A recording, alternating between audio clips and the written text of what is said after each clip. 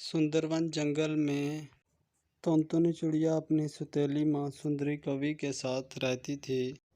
सुंदरी कवि टुनटुनी चिड़िया पर बहुत ही अत्याचार करती थी। सुबह होते ही वो टुनटुनी चिड़िया पर चिल्लाने लगती है। टुनटुनी, सुबह के 7 बज गए हैं। तुम कब तक सोती रहेगी? जा जंगल से लकड़ियाँ लेकर आ, फिर उससे भोजन बना। अगर ज़रा भी देर हुई तो मैं तेरी खाल खींच लूँगी। और जल्दी वापस आ जाना, इतने लेट ना करना। जी माँ, मैं जा रही हूँ। जंगल से लकड़ियाँ लेकर आती हूँ, फिर आकर आपको भोजन बना कर देती हूँ। अच्छा, एक काम कर दे, जाने से पहले मुझे एक कप चाय बनाकर पिला दे। चाय फीकी बनाना, मीठा कम डालना। जल्दी बना कर ले आओ मेरे लिए। फिर जंगल में जाओ, जाकर लकड़ियाँ काट कर ले आओ। फिर मुझे भोजन भी बना कर दो।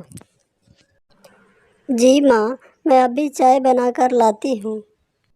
टुनटुनी चिड़िया अपनी माँ को चाय बनाकर देती है, फिर जंगल में लकड़ियाँ काटने के लिए चली जाती है और लकड़ी लेने जंगल चली जाती है। काफ़ी ढूंढने पर भी टुनटुनी चिड़िया को जब लकड़ियाँ नहीं मिलती तब वो रोने लगती है। हे भगवान, मैं क्या करूं? सूखी लकड़ियां तो जंगल में मिल ही नहीं रही। अगर बिना लकड़ी लिए घर गई तो माँ मुझे बहुत मारेगी। अब मैं क्या करूं? मुझे कुछ समझ नहीं आ रहा। ऐसा करती हूँ, थोड़ा और आगे जाती हूँ, शायद मुझे लकड़ियाँ मिल जाएं।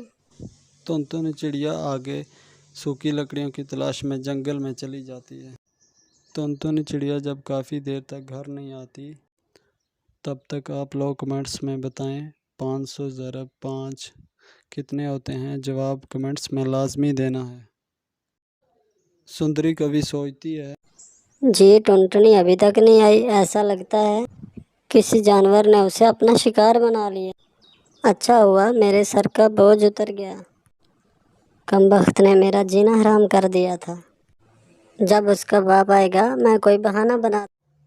टुन्नू चिड़ा जब शाम को काम से घर वापस आता है तो अपनी पत्नी से पूछता है, अरे सुंदरी, टुनटुनी कहाँ है? कहीं दिखाई नहीं दे रही।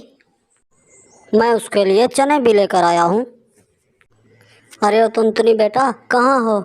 जल्दी से मेरे पास आओ, मैं तुम्हारे लिए चने लेकर आया हूँ, वरना मैं सारे चने खुद खा जाऊँगा।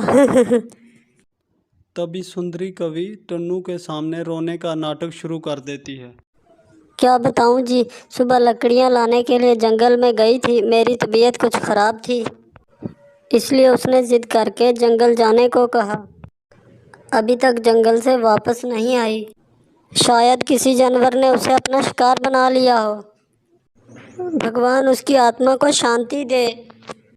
मेरी बच्ची, मैं तेरी माँ को क्या जवाब दूंगा? मैं तेरा ध्यान नहीं रख सका। हो सके तो मुझे माफ़ कर देना।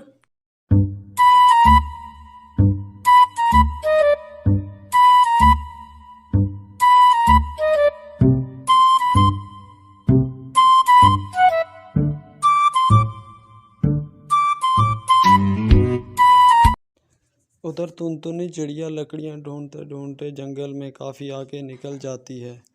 वो उसको भूख महसूस होती है तो वो आगे जंगल में एक कबूतर आम बेच रहा होता है, उसके पास चली जाती है।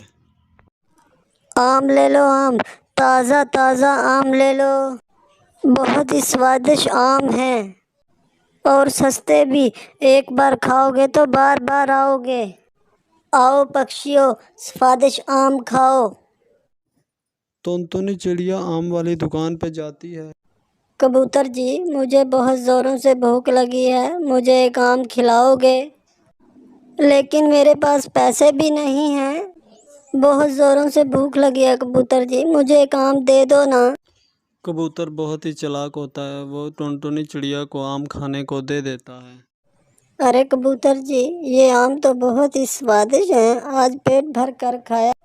मेरी सौतेली माँ मुझे दिन भर भूखा रखती है, मुझे शाम को भोजन देती है और मुझे मारती भी बहुत है। कबूतर जी, क्या मैं आपके पास रह सकती हूँ? मैं घर नहीं जाना चाहती, मैं आपके साथ आपके आम बेचा करूँगी। मेरी सुतेली माँ मुझे बहुत सताती है, मैं घर नहीं जाना चाहती। प्लीज़ आप मुझे अपने साथ रख लो। आपकी बहुत मेहरबानी होगी। प्लीज़ कबूतर जी, मुझे अपने साथ रख लो। ठीक है बेटा, अब मेरे साथ रह ले, मैं तुझे अपनी बेटी बना कर रखूँगा। वैसे भी मेरी कोई औलाद नहीं है, मैं अकेला रहता हूँ। तू साथ रहेगी तो मेरा तेरापन भी दूर हो जाए और मेरी काम में भी मदद। एक दिन टुनटुनी चिड़िया आम बेच रही होती है तो वहाँ सुंदरी कवि आ जाती है। टुनटुनी बेटा, मुझे माफ़ कर दो, मैंने तेरे साथ बहुत गलत किया। तेरे जाने के बाद तेरे पापा भी तेरी याद में चल बसे। मैं अब बहुत अकेली हो गई हूँ। टुनटुनी बेटा, मुझे माफ़ कर दे, मुझे माफ़ कर दे टुनटुनी बेटा। नहीं माँ, मैं आपके साथ नहीं जाऊँगी। मैं अपने कबूतर अंकल के साथ रहूँगी, उन्होंने मेरा बहुत साथ दिया। मैं अब उनको छोड़कर नहीं जा सकती, उन्होंने मुझे मुश्किल वक्त में सहारा दिया। मैं आपके साथ